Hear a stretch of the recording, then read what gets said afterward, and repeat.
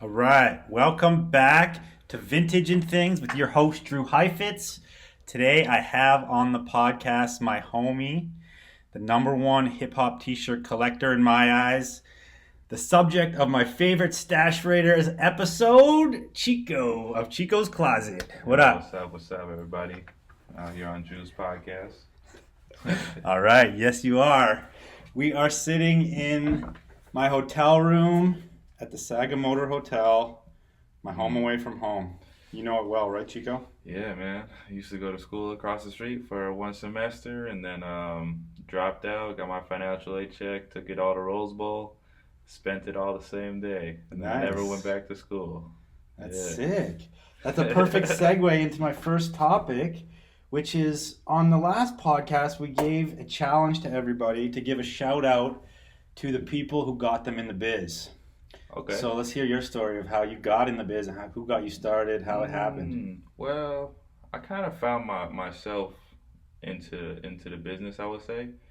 I started going to Rose Bowl and then I eventually started like getting into the clothing aspect instead of just the sneakers. But the people I would say kind of were my mentors were probably Varsity, mostly Justin. He taught me a lot of stuff I know, and then everybody I met at the bins So even back then, like you were into sneakers before you were into vintage, right? definitely was into sneakers. So you were flipping, buying and flipping. Yep, I've been buying and flipping sneakers since I was probably 15 years old, Nice. maybe even 14. What got you into sneakers? You remember like those Yeah. first few pairs?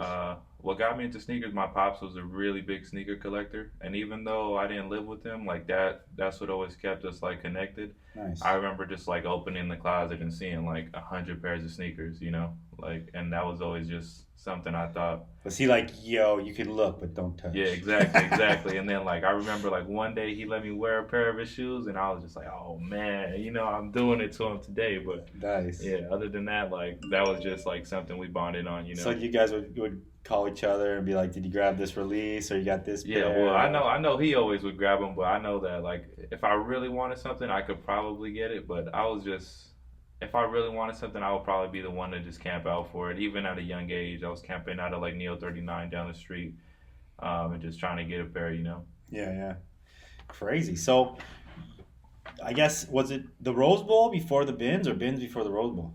It was the Rose Bowl before the bins, and actually a funny story about the Rose Bowl. The first one I ever went to, I went to your booth, you and Jesse's booth, and I didn't know what the Rose Bowl was, and I didn't know what to expect. And I remember I spent like a good 2 hours in the wrong area, like the furniture area. You're looking like, for where's all the clothes. gear? I was like, where's all the gear at? And then I finally Shit. crossed the bridge, and the first booth I see is you and Jesse's booth. And I'm just picking out like 30 pieces, like, oh man, I'm gonna come up. Polo Bear, polo this, polo that, Tommy Hilfiger this. Yes. And I'm like, yo, how much is it? Like, yeah, that one's 100, 150, 200. I'm like, oh shit, never mind. Wrong booth. Wrong booth. That was a good like. That's crazy. Yeah. So what year do you think that was? That had to be 4 years ago now. 3, 4 years ago. It's for sure 3. It might be 4 years ago. That's rad, man. Yeah, I definitely remember that though. I remember exactly. I picked up like a polo knit bear. And I think he told me like 150 for it, and I was all like, "Whoa!" Picked up like an Ice Cube shirt. I think he said like $80. I remember that so vividly. It was crazy. Yeah. Yeah, I mean, our prices aren't rock bottom, but you can definitely still Yeah. get the come ups in our booth. Just I mean, depends. no. Now knowing that, those were good prices. It's just then I was just like, "Oh Yeah. snap!" Like, Well, I it's didn't even, context too. yeah. You're probably going to a flea thinking like shit's gonna be $5, And $10. not even really knowing like anything about vintage, like Yeah. then, like You I know, do now. my first time at Rose Bowl. My first time at Rose Bowl was like 15 years ago, but I remember being so overwhelmed running around that place, seeing so much heat. The stuff like you see so much stuff that you search for outside of the flea market all the time, and you're lucky to get one or two pieces, and then all of a sudden it's everywhere. Yeah, And I remember just buying all. I was like too overwhelmed. I just bought so much shit, yeah. and then I got back and I'm like, probably fucked up on this piece. I Yeah. probably shouldn't have bought this piece. I paid too much for this piece. Fuck, I was just so Yeah, overwhelmed. man. And I remember too when we were first going to Rose Bowl, we were into high tops like Air Force 2s and Oh, like okay. old like Reebok Yeah. highs and all these shoes, and you could walk around the bowl and just 10, $15 a pair. And we had boxes full of old shoes we'd Yeah. come home with.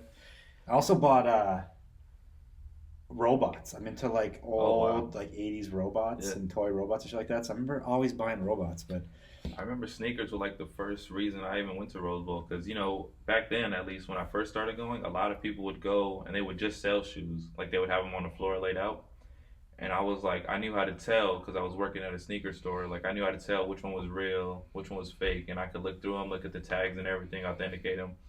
So I was really just looking for like cheap sneakers that I could flip at the store. And that was the main reason I started going. But then just eventually, there was only so many sneakers to look through. I started looking through like clothing and stuff.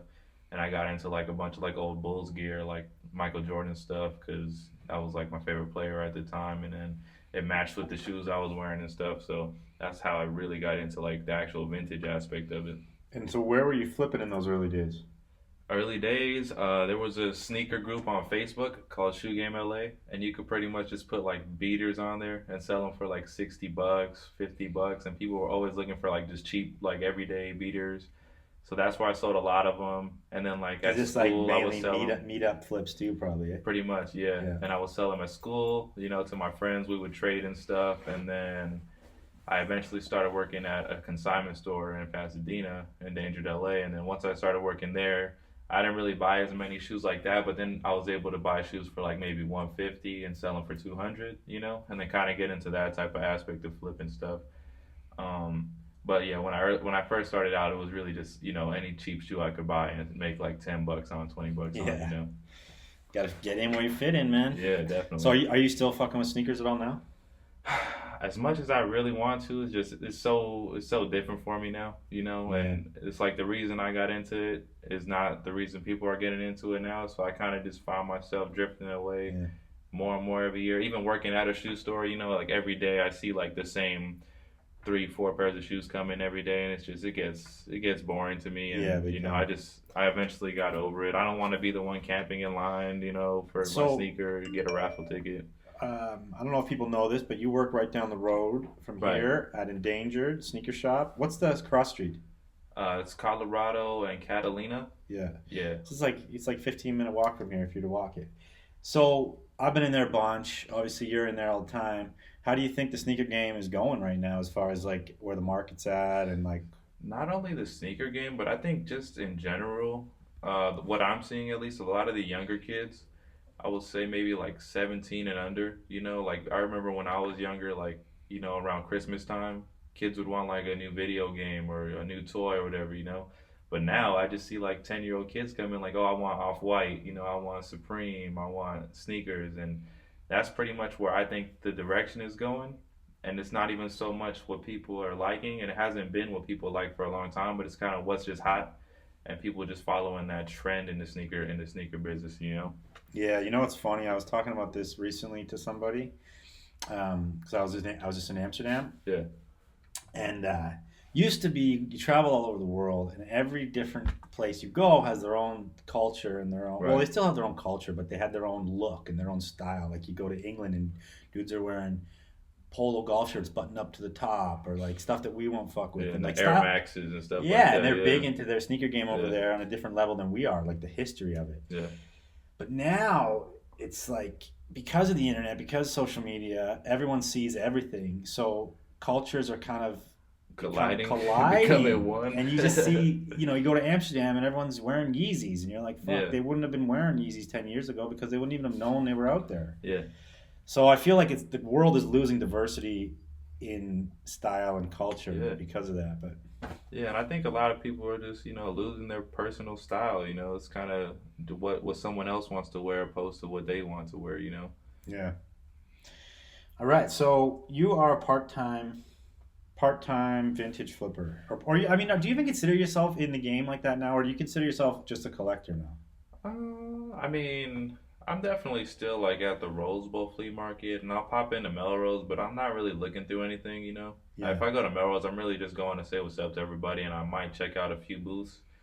But yeah, I'm really mainly a collector, and then I do sell on Instagram, but I'm not as into it as I once was. Like I remember I was going to the bins like every other day, every day. But then it just kind of got boring to me. And Yeah. then it got to a point where like it's way too packed, and it wasn't the right fit for me. Fair enough, dude. So yeah, speak on that a bit. Like, when's the last time you hit the bins? Probably last year, or I might have went this year just to go. Like I might have just met someone up there, and I was like, let me knock out a few rounds or something, you Yeah, know. yeah. But I definitely didn't have an Throw me in the intent. ring. I didn't have an intent on going this year, but I might have popped in once or twice, just Okay. like you said, just throw me in the ring, see what I could find, you know. So yeah, I went once with Taryn and Dave, who goes to that same bins. Dave and Molly. I do, yeah. Yeah, they're super cool. Okay. Shout out to those guys. So Taryn took me and he's like, "Come to the bins." I had a day to kill, which I usually don't have a day to kill when I'm down here. I'm busy, Yeah. right? And that was my first time. That was maybe 6 months ago. Oh wow, that was your first time. First time with the bins Oh because wow. we don't shop at bins in Canada. We don't even Yeah, have yeah. bins in Canada. Okay. We have something called rags, which but it's different, and we're getting stuff from different sources. But I went there with no expectations, and I didn't really. For me, I didn't have to find shit. It was kind Yeah. of just a fun experience, right? But I thought it was super fun, man. Like I like the atmosphere that everyone's super competitive and vibing, and it's just funny to me. And like you got to really like push your way into the bins, Yeah. and you gotta wait for the line to finish to start digging, and then everyone's like running, and then people are running around so fast, running to the next bin, and then Yeah. you go back to that bin. You're like, dude, you just missed this sick Levi's jacket, or you missed this T-shirt. You guys are like rushing Yeah. too fast here. I don't know. It was a fun experience, and I did find shit. I filled the whole shopping cart, Yeah. found some Tommy pieces, found some Levi's pieces, some good tees. It was a fun Yeah. day. I think it is a lot of mentality going into there too. Like if you're going in there with like a terrible attitude, like oh I'm not gonna find shit today, like you're probably gonna give up quick and you aren't gonna find anything. You know that's the thing. Um, And yeah, that's totally true. The positive mentality going into something like that and sticking it out. You could have a bad few hours, and then the next bin exactly. comes out, and you're scoring. Some people probably go in and go, first bin was shit. I'm done for the day. Yeah. You got to stick it out, and that goes back to what I always talk about. This isn't luck. This Yeah. is people who hustle and they spend 8 hours there all day are gonna find stuff, Yeah. regardless. I remember one day I went to the bins and I didn't find anything all day, and then literally the last bin, like the last one that connected, like I found like a $200 T-shirt. Like it's just like it's stuff like that, Like and it was a terrible day for everybody. It wasn't just me, But then it's like you stick it out, you go through the last rotation, and then you never know what's gonna come out. Yeah, fully, man. I swear there's something about manifesting pieces. Have you ever done that? Oh, dude, I've got the craziest like manifested stories. I don't even have enough time to go into it, but so much weird shit like that happens to me all the time, dude. Like, Can you tell us one? yeah, okay, so I found some photographs, right? And there was really no Where'd you name. find them? Like family photographs or No, somewhere? no, like rappers. Like where you found them at a flea market or No, they something? were they were from someone's storage unit. Okay. Um, but basically, I was trying to find who was the photographer of them, and there was really no way for me to find it because these pictures aren't on Google or anything. They're not on Instagram. So I was just okay. Like I know basically the year that these photos were taken, and that's it. By the year By mark on the no, photo, just or like just by from the like clothes and I could stuff? tell just like by the clothes and like by their haircuts and stuff. Okay. Like the year that they had those haircuts and stuff. So I was like, okay, this is the year I have probably like I'm working with 95 to 98. So I started going through like a lot of magazines, and then I was like, okay, I'm eventually gonna find like either the background of the pictures or the actual pictures. So then one day, so That's long smart. story, So you're yeah, thinking yeah, if I can find the background, yeah, I yeah, know they were this spot with exactly. this photographer. That photographer, yeah. So I was looking, and then eventually I found Do you like a have stacks? similar. Sorry to interrupt. Do you have stacks of Source magazines or something from Yeah, those yeah. eras? I have a Okay. bunch of magazines. Then I would go to like my friend's house who has pretty much like every magazine you could think of, and I would just look through magazines at his house for hours and talk to him. So that's pretty much what I was doing for like a good 2 months because I really wanted to find a photographer and reach out to him. So then one day, basically at this point, I've been looking through magazines for like 2 months trying to find a photographer. And then one day I'm at my friend's house, right? And we were talking about the same stuff we're talking about, just like manifesting stuff and weird shit like that happening. And I remember I gave up and I opened the magazine like halfway and I put it on like the armrest of the sofa. And then out of nowhere, one of his friends comes in, like from like back in the days, and like, oh, they're just wanting to catch up. She sits down, and then we're all talking, and she was in the business, so she's telling us like all these cool stories and shit, how she used to work for like Master P and be a stylist and stuff. And little do you know, like she looks at the magazine and she goes, "Oh my God, I styled that picture. with Master P and Snoop Dogg. She's like, yeah, I was the stylist. I gave them their outfits, everything. And I was like, oh shit, no way. And then I'm looking, and at this time, I had found the photographer's last name, but he didn't have his first name. So I was all like, okay, like that's weird that everyone else in the magazine has their first and last name except for him. So we're looking at it, and I literally didn't know it's the photographer that took my pictures that she styled. So then she's like, I was like, yo, like, do you know like the photographer by any chance? I've been trying to find him for months. I know this sounds crazy. And she's like, no, no, it doesn't sound crazy. Like, she's like, I believe in all this stuff. Like, I was here for a reason. Like, I was supposed to come today and meet you and type shit. She's all like, so here, let me look through my receipts and stuff. I have all my receipts from the '90s, and like, it should say like his first and last name on one of those receipts. And little do you know, she found the photographer. She found the receipt? Yeah, she found the receipt. And then I ended up, then now that I have his first and last name, I was able to Google him, of course, and then he popped up, and then that's pretty much how I found him. That's But like fucking crazy, amazing. yeah, it was really weird, and that the picture was open, the magazine was open, it was the photographer, she was the stylist, but like weird stuff like that happens to me all the time, dude. So like I didn't even get surprised. I was just like, okay, yeah, it was probably supposed to happen. It's meant to be, you know, man. It was probably Meant supposed to to happen. be. Yeah, That's a fire story, dude. And it's so rad that you were able to connect that. it was so weird though, dude. We were talking about This it is for true. so long. This like, is so every episode I'm trying to throw out the challenges. Last Okay. episode I said was a challenge to go acknowledge the person who got you in the biz. Mm.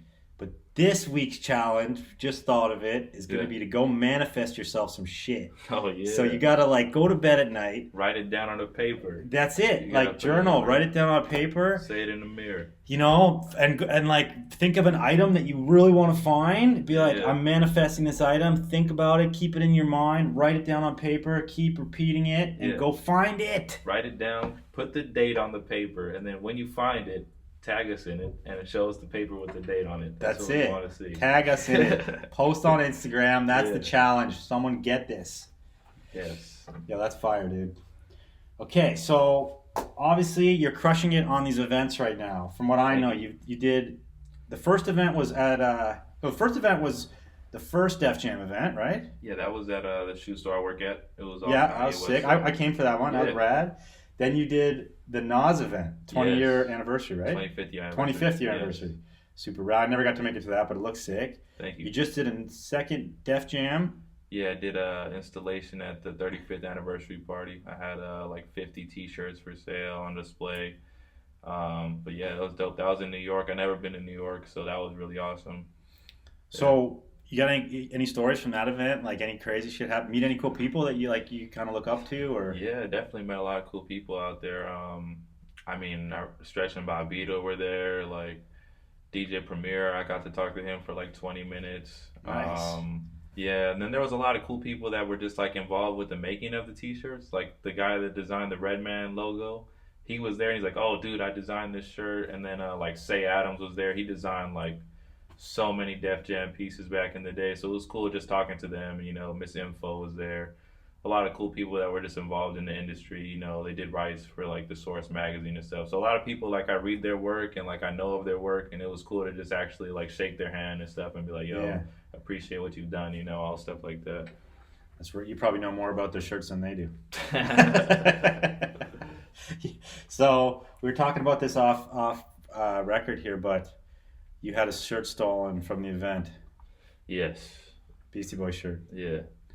So how did you even notice it was gone? Like just I just left, you know, empty hanger. They leave the hanger. and Yeah. did you notice fast, or was it like end of the night that you're No, like, oh, shit? well, they stole the shirt like the last 5 minutes of the event. So I was getting ready to pack up soon. And then I remember like when I was packing up, I just look and see the empty hanger, and I was like, no way. Like I literally turned away for like 30 seconds. Like there's no way, you know.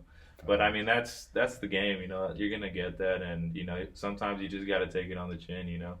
Yeah, yeah. You know, Nah, you it know you're hurts, gonna but it's get it part of back, the you game, know? man. Yeah. I mean, especially if you work, well, not if you work, but if you are in retail, you have a business, or even if you work in a retail store like Endangered, you know it Yeah. happens, man. Yeah. I mean, I don't know. Do you guys get theft in the store? Yeah, I Endangered? mean, yeah, definitely. It They does can't steal happen. sneakers because, well, they can, but Well, you yeah, gotta get. we never had a sneaker stolen.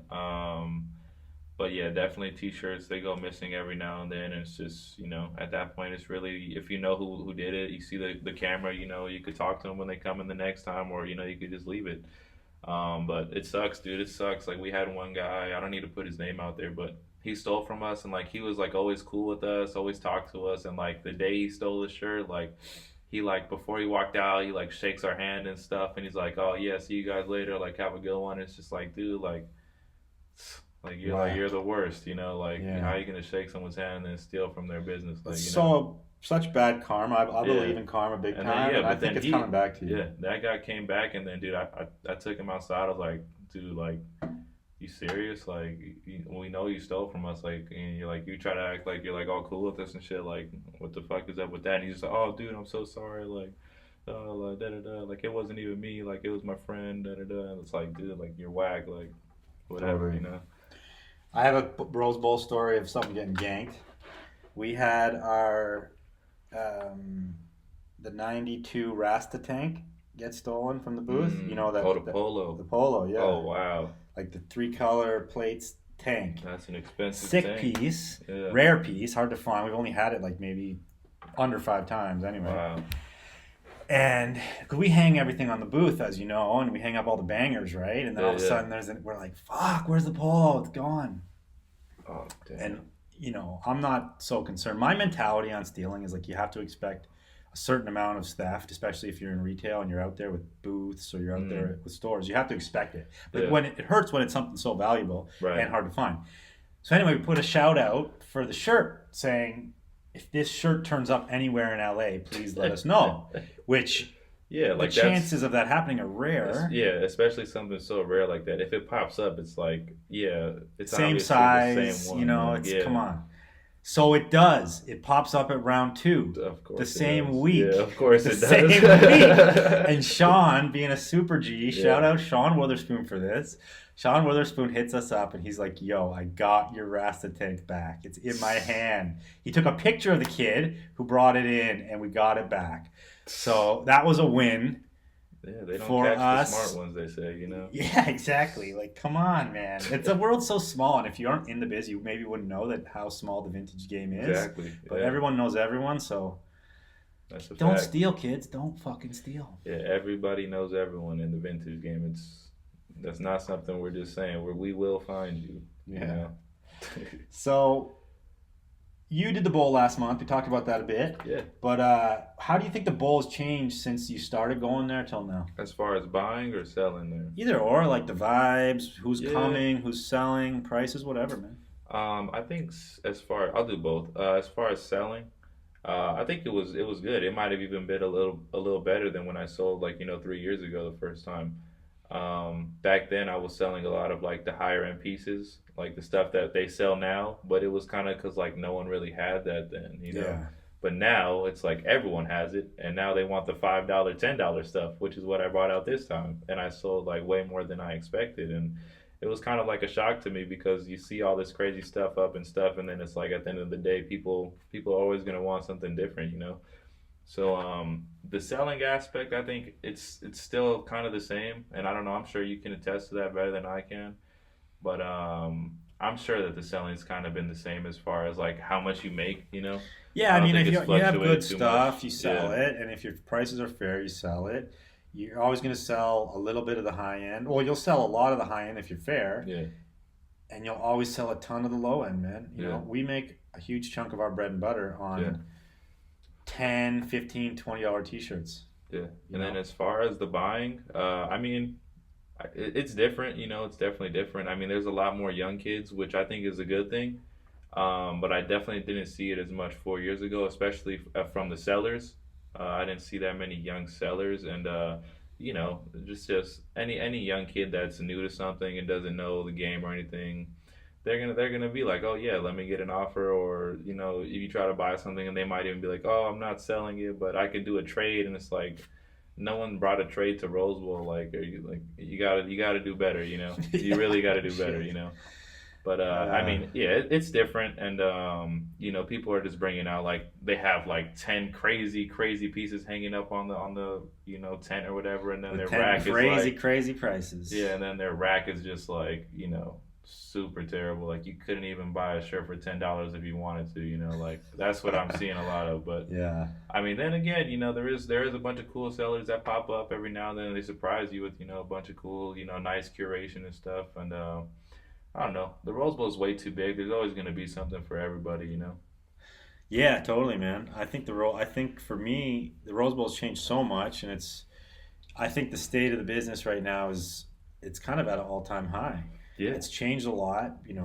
It's morphed into vintage slash hype or hype Mm. vintage, and instead of what it used to be, which was mostly just stores coming and buying for their Yeah. stores, and now you have Instagram kids coming and buying to sell on Instagram, and kids coming to buy and sell back to round two, and Yeah. but it's created way more customer base.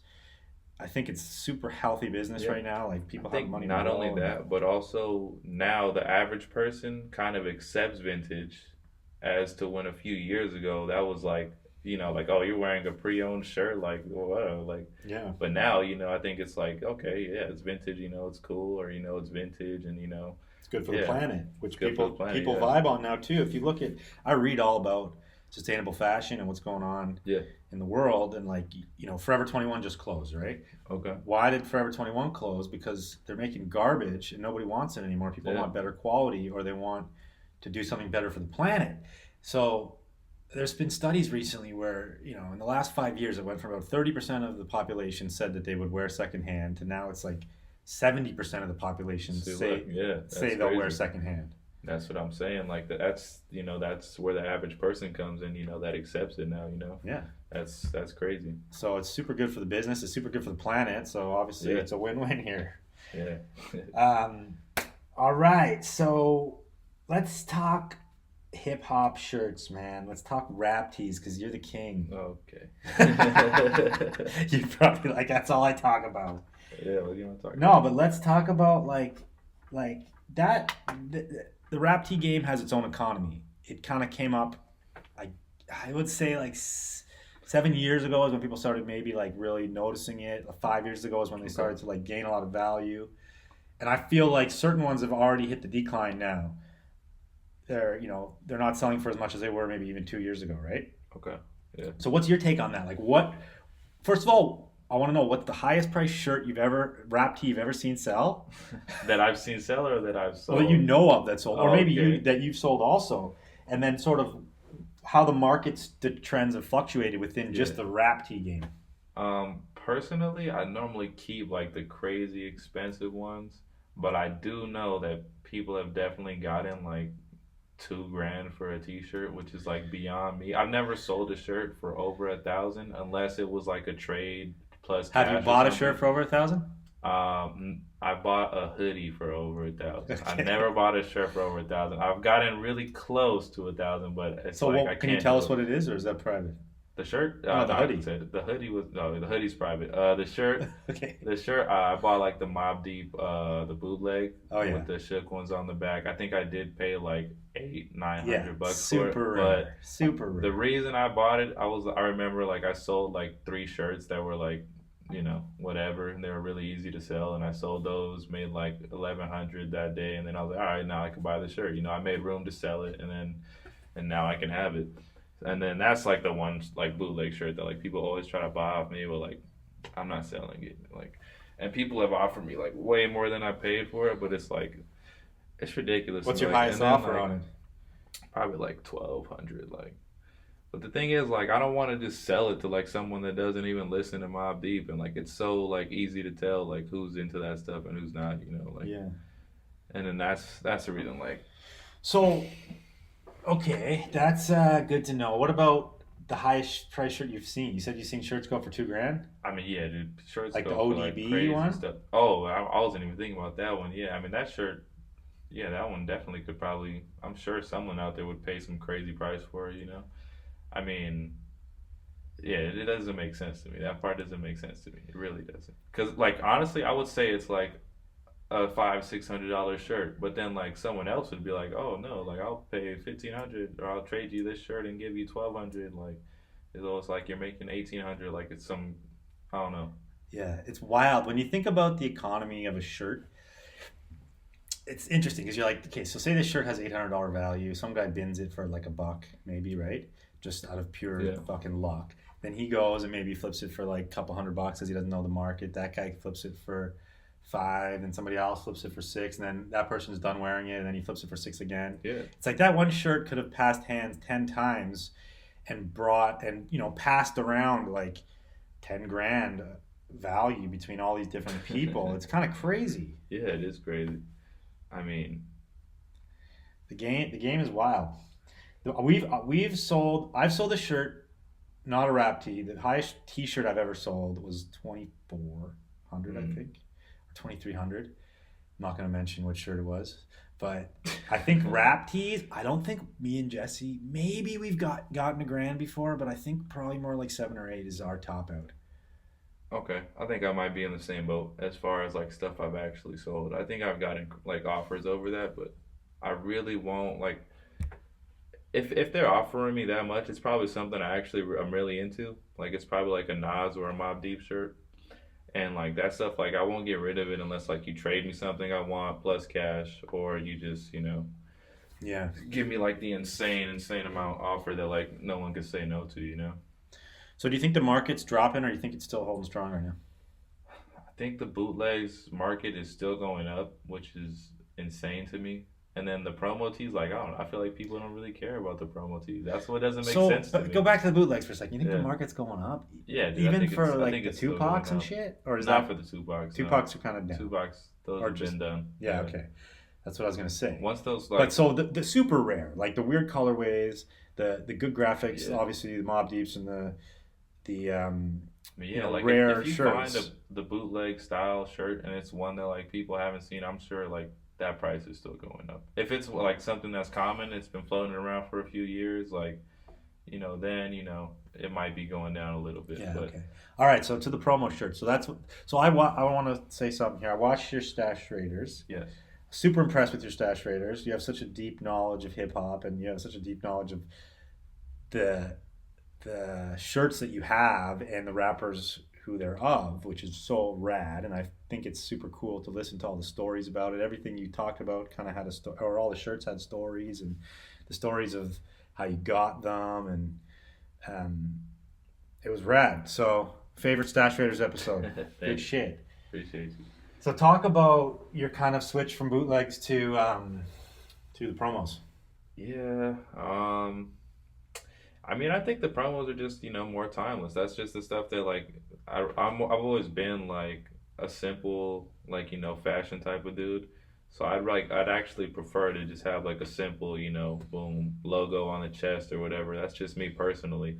I was into the bootlegs a lot. Like pretty much I was wearing bootlegs like mostly every day. Like a few years ago, like every day I'd wake up I'd throw on like a bootleg shirt. But then that look like it just eventually got kind of corny to me, and I was like, I don't even want to like, it's not like my style, my true style. So then once I got into like the promo tees, it just looked a little better, and then that's just the stuff that like I actually listen to the music, So I'd rather sport like the official merch than like the bootleg at the end of the day. Just me personally though. Yeah. I think that's fucking rad, man. I think it's cool that you're into something that isn't just for the hype, Because Yeah. too many people are just in it for the hype. But you're going to create the hype on those, and then it's going to blow up, so.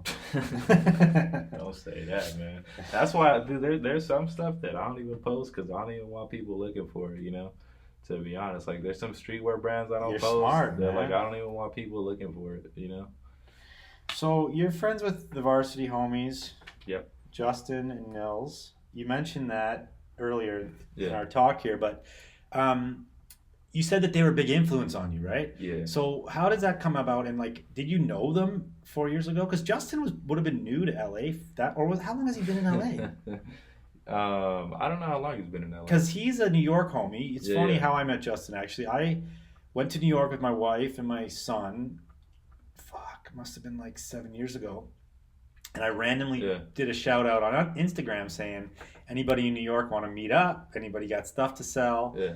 Whatever. Well, is Varsity 3 years now, or is it 2? I think Varsity's probably 3. Okay. But he was here long Yeah, before yeah. they had 'Cause that's Varsity. how I met them at Rose Bowl. They Yeah. used to have a booth before they opened, And I would go to their booth and they would have like some cool stuff and I would buy some stuff off them every now and then. But I would really just talk to Justin a lot.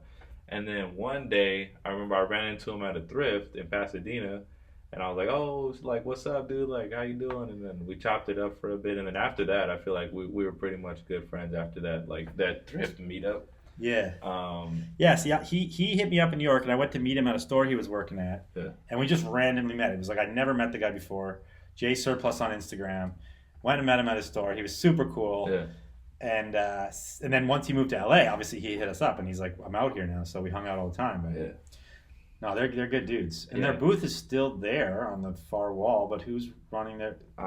Is it theirs? I think that's Kenna's booth. Oh, now, okay, right? Kenna's booth. I'm Yeah. not sure. It Kenna's might holding still it be down. with them. Yeah. So how have they kind of mentored you, and like you spend a lot of time with those guys, so like Yeah, I mean, just they were just like a big influence on like a lot of stuff, like a lot, like because I was into like a lot of streetwear brands and stuff, but then like I started hanging out with them, and they would put me on to like stuff I'd never even heard of, and then it kind of got me into like looking for that, and then I would pop in, they'd be like, oh, you should listen to this, like if you like listening to this, and he was just putting me onto like a lot of music, a lot of streetwear fashion stuff like that, a lot of cool artists. it kind of broadened your spectrum of what was Yeah. out there. Definitely did, yeah. That's And rad. they taught me a lot about just like, because I would sell to them a lot. So I would go to the bins and then I would find stuff that I knew they liked and then they would teach me about it and stuff like that. And then at that time, I was just like a sponge. So everything they told me, I was just picking it up and like I was not forgetting it. So I definitely owe them a lot of like the knowledge I've learned and stuff.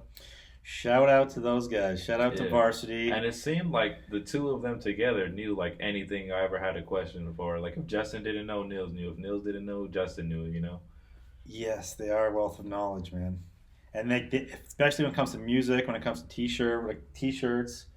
Niels has like a background in he's into hardcore, right? So he Right. knows like obscure bands and Yeah, yeah.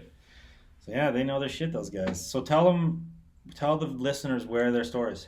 Yeah, Varsity's it's on Melrose. I believe I don't know the cross street, but it's in Melrose, yeah. For Yeah, sure. but it's like the other end. It's like the east Yeah, end, right? it's on the other end of Melrose, yeah. Yeah, yeah. Anyway, You look look it them up. up. Varsity Varsity. Los Angeles is the Yeah. Instagram, Varsity Los Angeles is Yeah. the handle. and then the other handle is Husker Durag is Nils, and Justin is J Surplus. Yep. Go give a follow. Okay, so I want to get back to your events for a sec. So we talked about the Def Jam event, but you did some events here in LA. Or you did one event here in LA, the 25th anniversary of the Nas album, right? Yeah. So that was a super sick curation of all Nas merch, right? Yeah. So how many pieces did you have? So we had the bootlegs and the promo T-shirts on the wall on like that grid. That was probably 20 pieces, and it was like Nas, AZ. We had like a Intelligent Hoodlum shirt. We had like a Big Noise shirt, and then we also had a rack of stuff that was like more like for sale, and then that was also like probably 30 pieces of Nas stuff, and then like people he worked with, so like Q-Tip, stuff like that. So I was probably like 50 pieces in total. Nice. Yeah, it was. So It was. I'm It gonna- was a I'm good gonna- amount. Go out on a limb and say that was probably the biggest stash of vintage Nas merch ever put together. I mean, If anybody knows of a bigger stash, you got to send us a message, okay?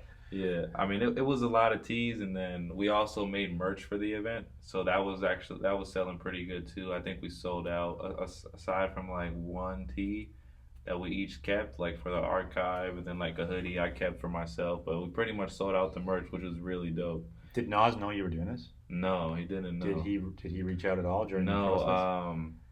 he didn't. But then recently, when I was at the Def Jam event, I was talking to some people from Mass Appeal, and I was showing them. And then he pretty much owns Mass Appeal, and they did an event the same time we did an event. But people were saying like, "Yo, like yours was way better. Like, yo, we got to show." Like, it was crazy because people flew in because their event was the day before ours, and there was a guy that came in.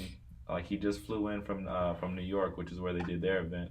And he's like, yo, man, I was just at the Mass Appeal event, and like, yo, like what you guys did, like with like the budget, like you had no budget, like what you guys did is like way better than what they did. Like, this is like really And impressive. they probably spent G's. Yeah, dude, straight G's. Well, good for you, man. That's good. You're getting the recognition you deserve there. Yeah. So tell us about the upcoming event. You said you got an event coming in November, right? Yeah, so we're gonna be doing an event at our friend Tried and True Coast store. We're Which gonna try, Fairfax is like, it's yeah, right beside. Fairfax and Melrose, right? What's the sneaker store it's beside? It's right next to Flight Club. Yeah, Flight Club. Yeah, and what we're planning to do is like vintage movie merch. We're gonna do a lot of hood classics, so stuff like Belly, Menace to Society, and then we're gonna do a lot of Spike Lee flicks. He got game, do the right thing, stuff like that. We're gonna have a lot of vintage merch, a bunch of photos. I think we might even play a movie there on the projector. We're still trying to figure out the Fire up the details. popcorn machine, man. But yeah, it should be really dope. So if anybody wants to check that out, that should be the first or second week of November. If you want, I'll be posting details about it as I get them. Nice. Yeah, hopefully I'm here. If it coincides with the bowl, I'll come out, man. Yeah, for sure. That'd be sick. So you said you also might show up at ComplexCon, man. Yeah. It's very possible. Going to the dark side of hypebeastdom. Yeah, I might have a little setup at ComplexCon with the Def Jam booth. Still working out the details, but it's looking like I'm gonna do it. Yeah, for sure. Yeah, I was kind of saying this, but it's wild there, man. Yeah. It was really good to do it the first year. We missed the first year they did it, but we did it the second year and the third year. Yeah. It's just so many people, and they're just swarming, and that streetwear hypebeast scene is so strong right now. Yeah. They all want it. They don't even know what they want. They just want something. They're just out buying. It's kind of crazy. Yeah. So yeah, good luck with that, man. Yeah, that's the thing, man. That's like as much as I'm looking forward to it, like I'm not trying to get swarmed by like all these crazy kids and have stuff end up missing, like that's the thing, man. And it sucks that I even have to worry about that, but it is what it is. Yeah, you got this. So tell us your favorite Instagram accounts of the moment. Oh, this doesn't have to be vintage either. This could be like some okay. next shit too. Like if you follow someone that you just say is doing something cool. Definitely Collectors Committee. You up to date with them? No, Collectors Committee. Yeah, he's just he's a young cat out of New York, and he's just posting like a bunch of like vintage streetwear, like ads, commercials, stuff like that, like vintage like fucked like ads, stuff like that. He's really cool. So that's Collectors Committee on Instagram. Have you hit him up at all? Yeah, I mean he's a cool dude. I talk to him all the time. Definitely All Originals, one of my favorite pages for all the envy. All Originals? Yeah, All Originals. For all the envy, Varsity of course. F is in Frank. Those guys are pretty cool. Have you seen the new account, the Vintage Community Memes? Oh God. No. All right, I think they just popped up like 3 days ago. Yeah, for all to envy. So are you friends with Kirk? Yeah, I'm cool with him if he's ever in the store, and I could. Oh, he comes into Endangered? No, his store. If you're in the store. If he's ever open, Yeah. He just runs on his own hours, man. That guy's like, yeah, whatever he's feeling like that day. Yeah. He's like, yeah, I'll be open 2:30 to 2:45 Tuesday if you want to pull up. Good for him. Good for Kirk that he can live his life like that, man. That's that's control, man. Kirk's really cool. Every time I go there, we always have some cool conversation, for sure. Yeah, we have history with Kirk. Yeah. We used to do snapback digs together. Yeah, dope. Back in the day, we used to dig a lot, even when he was still out in New Hampshire. Yeah. So he lived in New Hampshire, in Manchester, I think, was where he started, and he was just running everything off eBay, and he was wholesaling and doing his thing. We used to meet up here a bit. We used to go on other digs together, go find snapback hats, and we've been knowing that guy for years and years and years. And then he came out and he started that other store called I forgot the name. Yeah, another Fairfax store. But they sold like vintage sportswear and stuff, right? It was like sportswear, wrestling gear, boxing gear, a bunch of hats, and then he started his own store, which he's got now, which is rad. And he used to come to the bowl all the time, but it's like random now I see him at the bowl. I actually saw him at the last bowl, but like he told me like, yeah, I'm out here with the wife looking for furniture, no clothes today. Yeah. And also shout out to DITC for Life 1994. He posts a lot of like cool throwback videos, Yo MTV raps, stuff like that. And you could just see like through those videos like the fashion, the era. And that shit's really cool for me to see, Sweet. I'm going to put these links all in the description, so if you want to go follow these accounts, check them out. I know I'm going to, because I don't even think I follow any of these people. Yeah, except for All Originals and for All to Envy. I think that's it, man. Anybody you want to like personally give a shout out to, or like anything else you want Um, to touch on here? This is open forum, yeah, man. We can yeah. talk about whatever. Shout out back in the days vintage.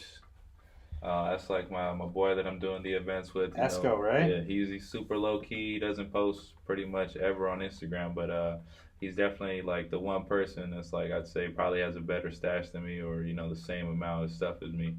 Shout out to Taryn, my old roommate, the thrift lord, doing his thing in Texas, even though he doesn't talk to me no more. He said he saw you at the bowl He did, yeah, for like a minute. yeah, for like 30 seconds. I said what's up to him. Do you guys chat on the phone ever? No. Yeah. I mean, You know what you guys need to do? I don't want to call someone and just talk about like t-shirts when I'm home. You gotta get on. You gotta play video games with them over the internet, man. I remember coming to his apartment a couple years ago, and you guys were playing like I don't even know what you were playing, but Call of Duty or something. Call of Duty, yeah, getting right into that shit. You can play Call of Duty with them, man. You keep in touch. Yeah. You can talk smack to each other over the headphones. I don't even play video games anymore. Man. No, I wish you're I done? did, man, but I got bad connection where I live, so it's like it's not even worth it. Oh shit. My Wi-Fi sucks, dude. Yeah, we gotta get on that broadband, man. You know? Are you coming to Bowl Sunday? Yeah, I'll definitely be at Rose Bowl. I'll just be buying though. Yeah, see if I can find anything. If anyone has some cool shit they want to sell me, hit me up. Chico's Closet. What was the last good pickup you got? Oh, come on, man. I'm buying stuff every day. Are you? Yeah, I'm buying stuff every day. Did you buy something today? Yeah, I did. What is it? It's here. I mean, I'm just looking for a lot of Def Jam stuff. So I bought like a third base shirt. I got like a really dope 555 Soul hoodie. When they were doing like the handmade stuff with the stripes and stuff. I got a few pieces in my stash, 555. No, I need that. Yeah, that's the shit right there. I used to wear that stuff, man. Really? Oh yeah, dude. You get it from the store? Yeah, we get it from the store. Me and Jesse, you know Camilla or no? No. Oh, okay. That was like probably just after Fresh Jive era, I guess. 555 Soul, and you'd find it at like the hip hop record stores and like the rave slash like record stores and that shit. Stuff's hard to find, man. Yeah, that was cool though. Yeah, I love that stuff. Yeah, I mean, I'm buying stuff every day, like, anywhere I can, All right, well, we're going to leave it at that. This is Chico's Closet, the Rap T King, signing out. Thanks for listening. Subscribe to the podcast, and we out. Yeah, peace.